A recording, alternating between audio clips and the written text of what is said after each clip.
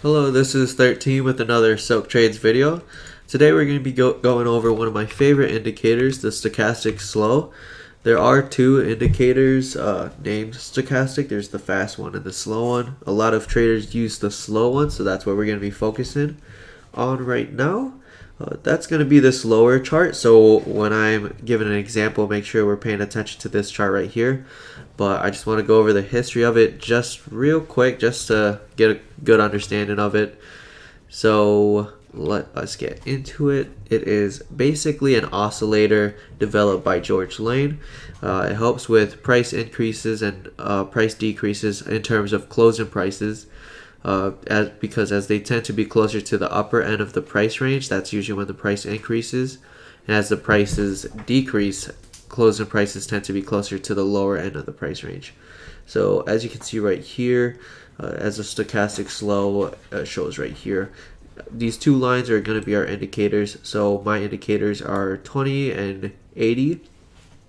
Usually when they're under 20, that signals it's pretty oversold, but to prevent a fake out and to prevent buying back in, you usually want to buy in when the line crosses that 20. So it goes from about a 8 stochastic slow to a 26. That's usually a good indication that it's time to buy. That's usually why I have those yellow arrows as buying indicators.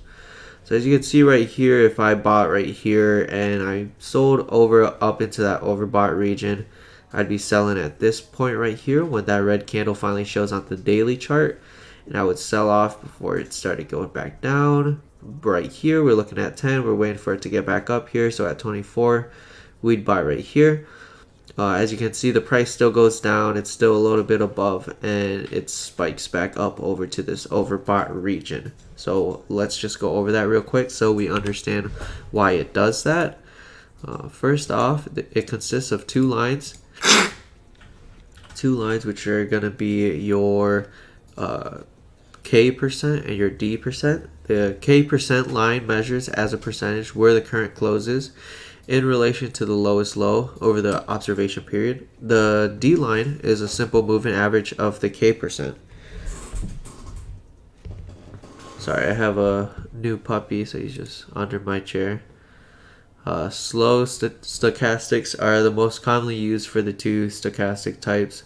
So when you're using an indicator, you want to try and use the more popular ones, because as indicators are based off of popularity and price movement alongside that.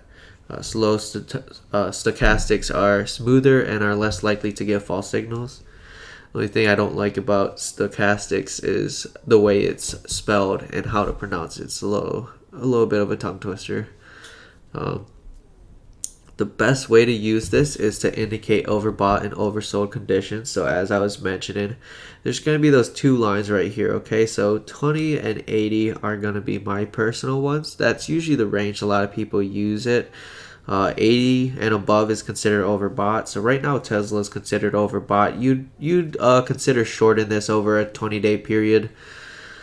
In terms of oversold, 20 is usually the indication that it is pretty oversold. Now the key important thing to remember about this is that if it stays under 20 or it stays above 80, you don't want to get into a short position or a call position too early. You want to make sure that it's showing a breakout trend. So right here, you want to wait until it goes above that 20 line, as well as look at other indicators. So I have a MACD right here. It had a bullish divergence upwards. We can go over that in the next video, but right now let's focus on the stochastic slow. So going more into it, these specific ones are most reliable in a non-trended market where prices are making a series of equal highs and lows. If the market is trending, then signals in the direction of the trend are likely to be more reliable. So for a buy or sell signal, the following conditions must be met in order. The K percent and D percent lines move above 80 or below 20. So both of these lines needs to go under. Not one, just both. as well as these lines need to cross. So as you can see, these lines are crossing right here as they go above the blue line crosses. These are the things I use for it. The blue line is the K percent, and the white or the red one is the D percent. Okay, let me get out of it more.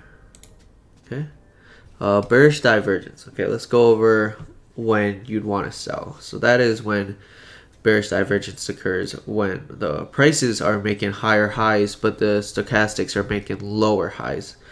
This is a sign that the up move is weakening. So a good example of this would be, let's say right here, I really like to use Tesla because the price is fluctuating quite a lot recently. As you can see right here, right at this price range, you can kind of see the stochastics going down a little bit. It's not making newer highs, as 85, 90 is usually the max range that you would see this indicator go to. This would usually signal a sell signal, as you'd sell right around here at this time. Right here, as you can see, it's not always going to be perfect, but it will give you a better indication than most.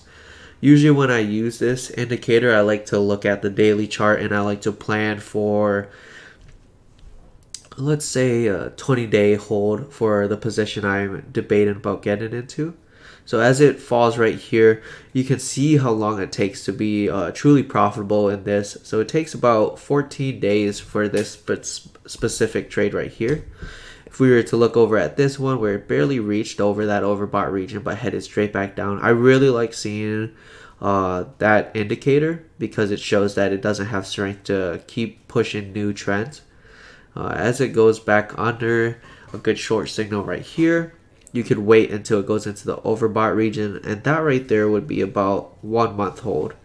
So ideally, if you're shorting on a bearish divergence for the stochastic slow, you'd want to hold for about 20 to 40 days to really be profitable and give it enough time to meet its recommendations and its indicators.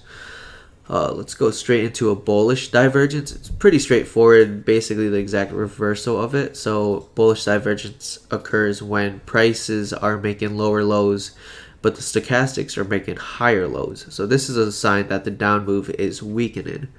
So let's see, a good example of this is, let's see, so for Tesla around here, you can see that the stochastic slow went all the way down to about 6 and 8. So those are pretty low numbers. Most of the time, you just buy here anyways on any indicator. So like as for the RSI, you can see it was at 22. Pretty good bullish divergence on the MACD. Good volume right here too on that buy, that big green candle. So let's just look straight into it. So when you're going into it, you want to make sure that these lines cross. So as you can see, the K and the D percent lines crossed right here, went right above that 20 spot that I was talking about, and as it went up there, you can see it went pretty high from 244 all the way up to 300. So up $60, so almost 30-40%, which is pretty good. Personally, if I was getting into a call position here, if I got a weekly contract or I got something a little bit more shorter that wasn't exactly shares, I'd probably sell around here if it looked like it was about to head up here. Let's say I bought a contract right here for December for Tesla, an out of the money December call because this is a pretty oversold region. I'd probably want to hold until I saw a divergence cross right here. So this is probably where I'd sell as my first peak, buy back here, wait until it hits this peak, wait until it goes all the way, or if it was right here and the lines cross over and go back down, this is where you'd want to sell, but they didn't. So right here is where you want to sell. As soon as you see the lines cross, that's usually the selling point. As we can see, it goes back down. Anyways, it's pretty straightforward. Nothing's really too different about it. It's one of the more basic strategies to use. It's a very popular indicator, so I like to mention it. Not a lot of people use it currently, but it has been started to pick up a lot more interest. So I really do believe it's something that you should learn as soon as possible, especially heading into the new year. A lot of new traders are more on the technical standpoint rather than the traditional fundamentals of seeing how a company's doing in terms of earnings reports. A lot of people like to trade penny stocks nowadays or option contracts for a quick scalp. So understanding this is pretty important. You can even use it on the 1 minute chart, but as you can see, it's a lot more widespread. It's going to be a lot more volatile, so sometimes it's not going to be as accurate as you'd hope. As you can see right here, especially if you're going to be day trading, I would only recommend using the 1 minute chart if you're day trading, unless you want to see if you can get a better entry point. For the daily chart, as you can see, it's going to be a lot smoother, a lot slower. That's why a lot of people like to use this over the stochastic fast. In terms of what I personally like to use is definitely going to be the weekly chart or the daily chart. Weekly chart would be for shares if I was looking to get into a long-term position. Daily if I'm thinking about getting a monthly contract that I can flip. I especially like using this on QQQ, especially since the tech indicator or the tech sector has been having quite the downfall. As we can see, I've been scalping this. I've also made a video on long OTM contracts. This plays very well into it, especially with an RSI indicator.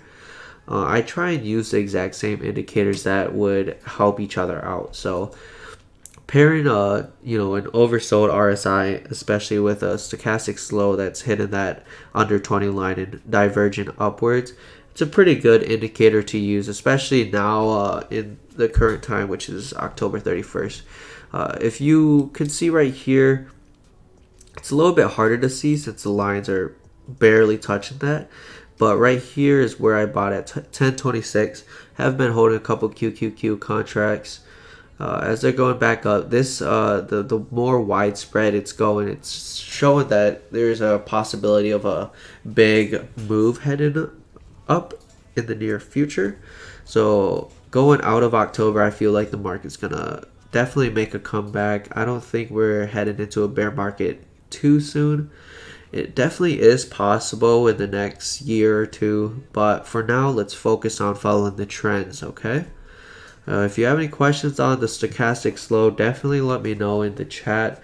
It's pretty straightforward, so I don't really expect you guys to have any questions on it. Always pair it with an RSI. Don't use indicators by themselves or else they're not going to work that well.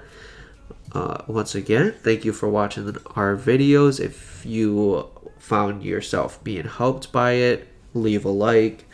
Subscribe to our channel if you want to see more videos. Always feel free to leave comments on our videos if there's anything you want to go over. The next video we're going to be going over the MACD, something that I use primarily in swing trading or quick scalp. Other than that, hope you guys have a great day. Signing off.